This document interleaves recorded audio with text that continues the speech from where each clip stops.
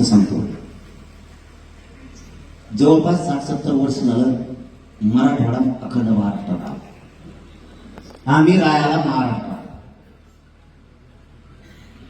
पण आमचा रेकॉर्ड, आमच्या नोंदी आंध्रात, तेलंगणा, हैदराबाद.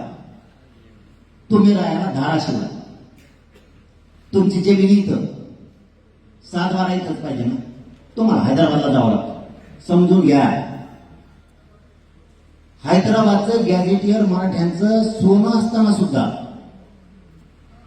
महाराष्ट्र शासनाच्या रेकॉर्डवर साडी ओळ सुद्धा नव्हती, आणि ओळ सुद्धा नव्हती. जे आता तज्ञ, महाज्ञानी, महाकुंडलेश्वर आहेत ना आपले,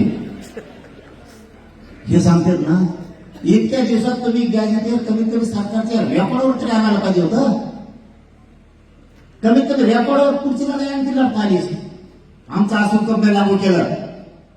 आतापर्यंत भांडण काय होतं, तुम्ही गॅजेटियर का आणत नाही.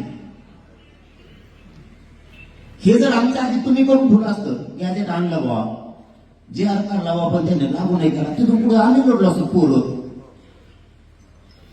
किमान आज अशी परिस्थिती झाली, सातारा संस्थांचं गॅजेटियर राजे स्वतः त्या दिवशी शिवेंद्रराजे साहेब म्हणले, मलाच माहित नव्हतं, मलाच माहित नव्हतं.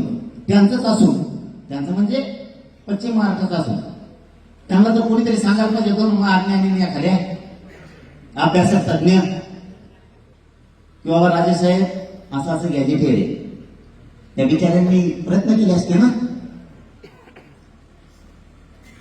आज 25 लाख नोंदी आहेत, त्याच्यात 1.5 कोटी मराठी पश्चिम महाराष्ट्राला आरक्षणाला लागले. 1.5 कोटी. मग हे काम करून घेणं गरजेचं आहे.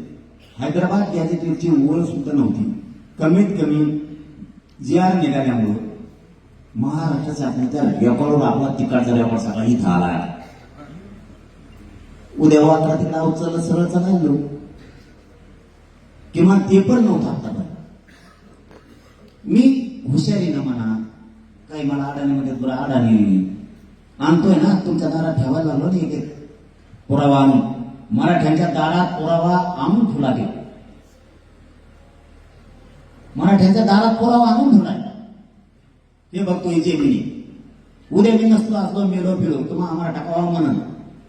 हे बघ, हैदराबाद गॅजेटचा GR काढण्याचा अंमलबजावणी करतोय, बापाची पेन नाही, महाराष्ट्रात फिरून देणार नाही तुला. पुन्हा काळे वाचायला लागले असते, गॅजेटच आणलं नाही, अहवालच नाही, समितीत नेमतो, मराठा कोणाला मोकळा झाला. अहवाल आलाय, गॅजेट आणलंय, सरकारनं स्वीकारलंय, GR काढलाय.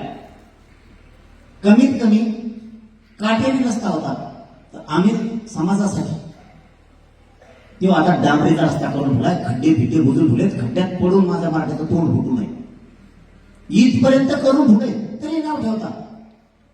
हे चुकीचं आहे, ते चुकीचं आहे. कमीत कमी मराठा 2 वर्ष लागला, 70 वर्षात न आलेलं आज मराठ्यांच्या महाराष्ट्रातल्या राज्य सरकारच्या रेकॉर्ड गॅजेट आलं. सोपा विजय नाही राहू येऊ. काही काही भांडवळ गुलालच फेकेला. आता गुलाल नको फेकून का, शीन फेकतो का तुला? तुला काय करायचं गुलाल फेकून? आम्ही वारकरी संप्रदाय मानणारे मराठा, आम्ही छत्रपतींचं हिंदुत्व मानणारे मराठा. असं कोणी म्हणतं का रे? घराचं बांधकाम सुरू केलंय, बांधकामाच्या आधीच तो अगरबत्ती, गुलाल, नारळ फोडलं करून, घर बांधल्यावर फोडू ना, असं कोणी म्हणताय का?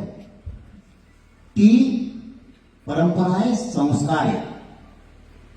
आपण एखाद्या बाजारात बैल विकत घेतला तर आपल्या घरी आल्याच्या नंतर ते देव आहे आपला शेतकऱ्याचा.